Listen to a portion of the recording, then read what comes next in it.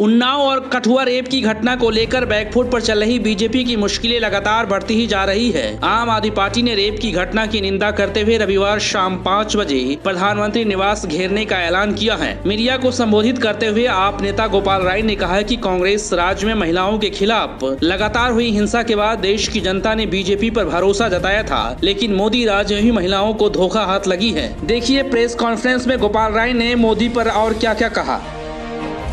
कांग्रेस सरकार में महिलाओं के ऊपर जिस तरह से लगातार हमले, हिंसा और बलात्कार की घटनाओं ने उफान लिया था और चुनाव के दौरान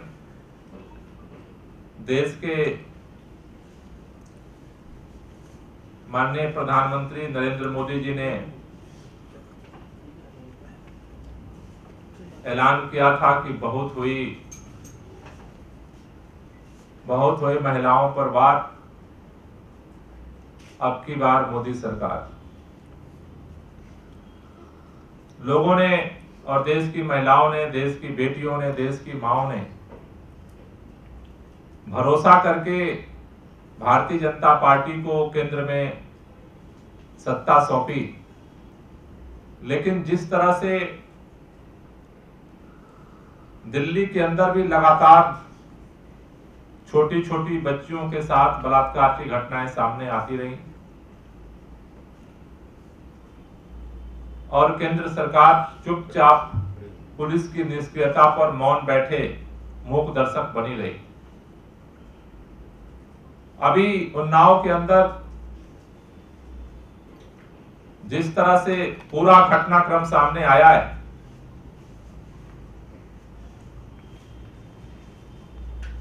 आरोपियों को पकड़ने की जगह, उनके खिलाफ कार्रवाई करने की जगह लड़की के पिता को गिरफ्तार करके उसके ऊपर हमला किया गया, उसके मौत के मुहाने पर पहुंचाया गया। लोग मांग कर रहे हैं, अदालत तलब कर रही है, लेकिन पूरी भारतीय जनता पार्टी उत्तर प्रदेश के मुख्यमंत्री, भारतीय जनता पार्टी के राष्ट्रीय अध्यक्ष अमित शाह के संरक्षण में भाजपा के आरोपित विधायक को बचाने के लिए पूरी कोशिश कर रहे हैं और देश के प्रधानमंत्री मौन है। न तो उनको मन की बात सुनाई दे रही है किसी के, न तो दिल की बात सुनाई दे रही है, न दर्द सुनाई दे रही है। जम्मू कश्मीर में भी भारतीय जनता पार्टी गठबंधन की सरकार है और वहां पर भी जिस तरह से कठुआ में घटना सामने आई है, एक 8 साल की बच्ची के साथ उसके साथ बलात्कार हुआ और उसे मौत के घाट उतार दिया गया और उस पूरे घटनाक्रम पे कार्रवाई करने की जगह उन अपराधियों को बचाने के लिए एक नए तरह का खेल खेला जा रहा है और प्रधानमंत्री मौन है। आज ये सारी घटनाओं के जो जमीनी पर घटनाएं और जो दर्द सामने आ रहे हैं, तकलीफ सामने आ रही है, पीड़ा सामने आ रही है और प्रधानमंत्री की चुप्पी। जब भी देश के किसी भी तबके के सामने संकट पैदा होता है, प्रधानमंत्री चुप हो जाते हैं। प्रधानमंत्री जी बार बार कहते थे कि माननीय मनमोहन सिंह जो पूर्व प्रधानमंत्री है, मौनी बाबा है। मेरे समझ में नहीं आता है कि पूरे दुनिया में बोलने वाले माननीय प्रधानमंत्री जी को जब भी कोई संकट आता है, चाहे विश्वविद्यालय रोहित वेमुला का मसला हो, प्रधानमंत्री चुप हो जाते हैं, गला कोई पकड़ लेता है इनका। व्यापारियों का मसला आता है, प्रधानमंत्री जी चुप हो जाते हैं। दलितों का मामला आता है, प्रधानमंत्री जी चुप हो जाते हैं। महिलाओं के ऊपर हमला होता है, प्रधानमंत्री जी चुप हो जाते हैं। क्यों चुप हो जाते हैं? चुप्पी का कारण क्या है? मनमोहन सिंह जी भी कभी कभी बोल दिया करते थे।